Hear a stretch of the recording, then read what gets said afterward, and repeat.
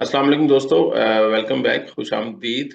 तालीम सबके लिए, एजुकेशन फॉर ऑल। आज का सवाल मैट्रिक के तालिब इल्मों से रिलेटेड है और इसमें एक तालिब इल्म ने सवाल किया है कि कोऑर्डिनेट कोवलेंट बॉन्ड क्या होता है। और जो कोऑर्डिनेट कोवलेंट बॉन्ड का सवाल करने वाले आमतौर पर ये जानते हैं कि केमिकल बॉन्ड कई किस्मों के होते हैं, जिनमें से एक किस्म के केमिकल बॉन्ड को कोवलेंट बॉन्ड कहते हैं। कोवलेंट बॉन्ड एक ऐसा बॉन्ड होता है जो दो एटमों के माबैन तब बनता है जब दोनों एटम एक एक इलेक्ट्रॉन जो है वो अपना शेयर करते हैं, एक एक इलेक्ट्रॉन अपना शेयर करते हैं। इसके नतीजे में उन दोनों के दरमियान में जो बॉन्ड बनता है उसको कोवलेंट बॉन्ड कहते हैं। उसको एक लाइन से जाहिर करते हैं और ये लाइन इंडिकेट करती है दो इलेक्ट्रॉन्स को। तो ये सादा सा कॉन्सेप्ट है कोवलेंट बॉन्ड्स के बारे में। लेकिन कोऑर्डिनेट कोवलेंट बॉन्ड तब बनता है जब इन दोनों एटमों में से जो एक एटम जो है वो दोनों इलेक्ट्रॉन जो है वो शेयर करे। यानी कि अगर दोनों इलेक्ट्रॉन एक ही एटम से आएंगे तो और दूसरा एटम दोनों इलेक्ट्रॉन्स को रिसीव करेगा, ये दोनों इन दो इलेक्ट्रॉन्स को शेयर करेंगे, लेकिन इन दोनों इलेक्ट्रॉन का असल मालिक इन दोनों में से एक ही एटम होगा।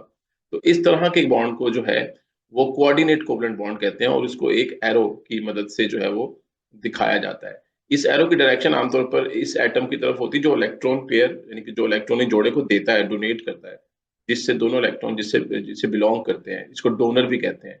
और इसका हेड उस एटम की तरफ होता है जिसने दोनों इलेक्ट्रॉन को रिसीव किया होता है, और इसको रेसिपिएंट भी कहते हैं।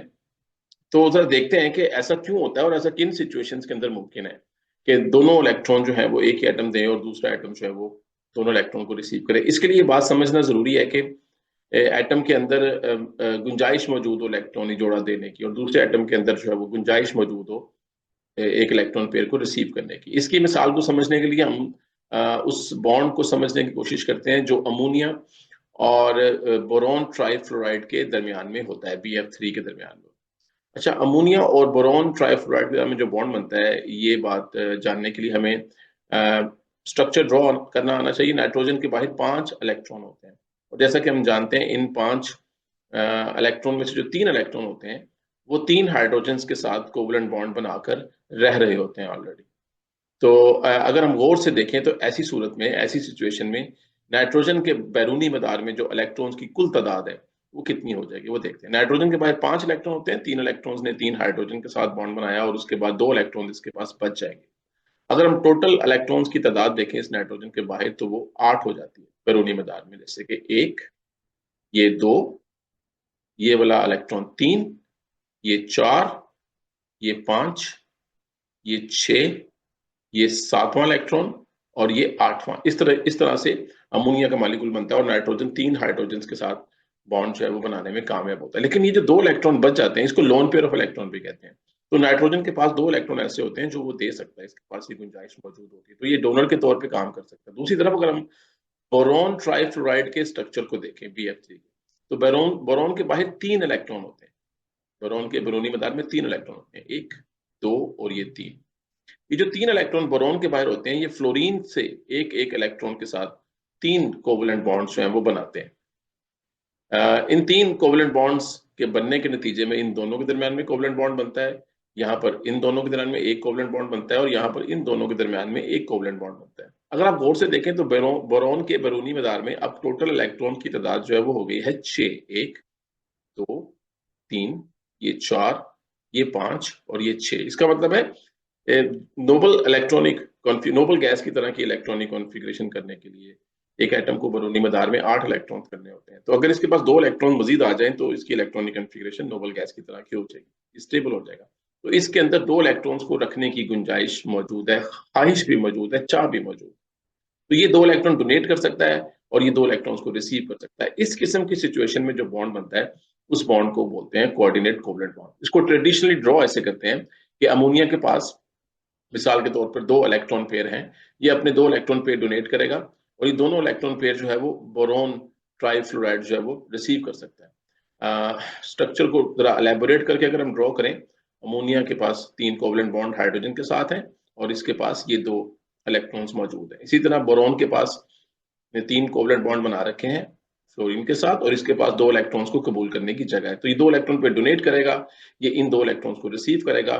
तो इस कोवलेंट बॉन्ड को बाकी कोवलेंट बॉन्ड से हट के दिखाते हैं, यानी कि हाइड्रोजन और नाइट्रोजन के बॉन्ड्स को सीधी लाइन से दिखाते हैं, लेकिन नाइट्रोजन और फ्लोरीन का जो बोरॉन का जो बॉन्ड बनेगा उसको हम इस किस्म के एरो से दिखाते हैं।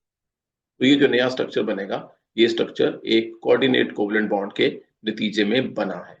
ये ऐसा हर उस सिचुएशन में, हर उस जगह पे हो जाएगा जहां पर एक के पास इलेक्ट्रॉन पेयर डोनेट करने का गुंजाइश और दूसरे के पास रिसीव करने का। मिसाल के तौर पर, बड़ी मशहूर मिसाल है, अगर हम अमोनिया को पानी में डालें ना, अगर हम अमोनिया को पानी में डालें तो एक बड़ी मशहूर, बड़ी तेजी से ये पानी में डिजोल्व होता है और उसके नतीजे में अमोनियम आयन बनता है। अमोनियम आयन, ये जो अमोनियम आयन का बनना है ना, ये दरअसल तब मुमकिन होता है जब अमोनिया, जैसे जिसको हम अभी हम जानते हैं, इसके बाहर 3 हाइड्रोजन के साथ कोवलेंट बॉन्ड है और एक इलेक्ट्रॉन पेयर है। जब ये H पॉजिटिव के सामने आता है, पानी के अंदर H पॉजिटिव और OH नेगेटिव होते हैं। ये जो H पॉजिटिव है, अगर आप इसके बारे में इमेजिन करें, हाइड्रोजन से अगर एक इलेक्ट्रॉन चला जाए तो H पॉजिटिव बनता है, प्रोटॉन बनता है। इसके बाद 2 इलेक्ट्रॉन्स को रिसीव करने की गुंजाइश मौजूद। इस बात को इस्तेमाल करते हुए ये 2 इलेक्ट्रॉन्स डोनेट करेगा, ये हाइड्रोजन 2 इलेक्ट्रॉन्स को रिसीव करेगा। तो गौर से देखिए क्या होगा, ये नाइट्रोजन है, इसके बाहर 3 हाइड्रोजन हैं।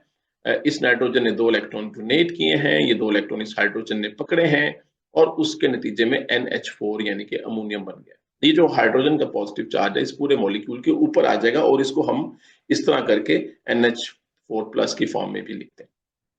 तो एक तरफ डोनर होना चाहिए और दूसरी तरफ BF3 भी होना चाहिए। और अगर आप चाहें तो एक एक्सरसाइज ट्राई कर सकते हैं, एक तरफ अमोनिया बनाएं और दूसरी तरफ जो है एल्यूमिनियम क्लोराइड बनाएं, तो आप देखेंगे इसी तरह का इन दोनों के दरमियान भी कोऑर्डिनेट कोवलेंट बॉन्ड बनेगा। या कोई ऐसा मॉलिक्यूल, मिसाल के तौर पर एक तरफ पानी हो और दूसरी तरफ H पॉजिटिव हो, तो पानी में जो ऑक्सीजन होता है इसके ऊपर लोन पेयर ऑफ इलेक्ट्रॉन्स होते हैं, ये इन लोन पेयर इलेक्ट्रॉन को डोनेट कर सकता है H पॉजिटिव। तो बेसिकली इसमें 2 लोन पेयर ऑफ इलेक्ट्रॉन होते हैं, तो ये भी इसके साथ कोऑर्डिनेट कोवलेंट बॉन्ड बना सकता है और बड़ा मशहूर हाइड्रोनियम आयन H3O+ ये बनता है। इसी तरह से एक और मुश्किल सी मिसाल देख लेते हैं, डाई मिथाइल इथर CH3OCH3। अगर कहीं पर डाई मिथाइल इथर हो, इसमें भी वही वाली सिचुएशन है पानी वाली, इसमें भी 2 इलेक्ट्रॉन पेयर होंगे। अगर ये H पॉजिटिव के सामने आ जाए तो आप गैस कर सकते हैं इलेक्ट्रॉन पेयर डोनेट करेगा, ये उसको रिसीव करेगा। तो बदले में क्या बनेगा, जरा CH3 ऑक्सीजन CH3 और यहाँ पर एक कोऑर्डिनेट कोवलेंट बॉन्ड के साथ हाइड्रोजन आ जाएगा और इस पूरे के ऊपर पॉजिटिव चार्ज ऑक्सीजन पे आएगा, यानी कि इस पूरे मॉलिक्यूल पे आ जाएगा। इस तरीके से कोऑर्डिनेट कोवलेंट बॉन्ड बनते हैं। उम्मीद है इस बात से, कोऑर्डिनेट कोवलेंट बॉन्ड से जुड़ी हुई जो मिस्ट्री है वो आपको समझ आ जाएगी। इसके और भी बेशुमार जगहों पर इस्तेमाल आता है और जरा ज्यादा मुश्किल है, यहाँ तक के लिए इतना काफी है। आप सब लोगों का बहुत बहुत शुक्रिया मेरी तरफ से। अल्लाह हाफिज।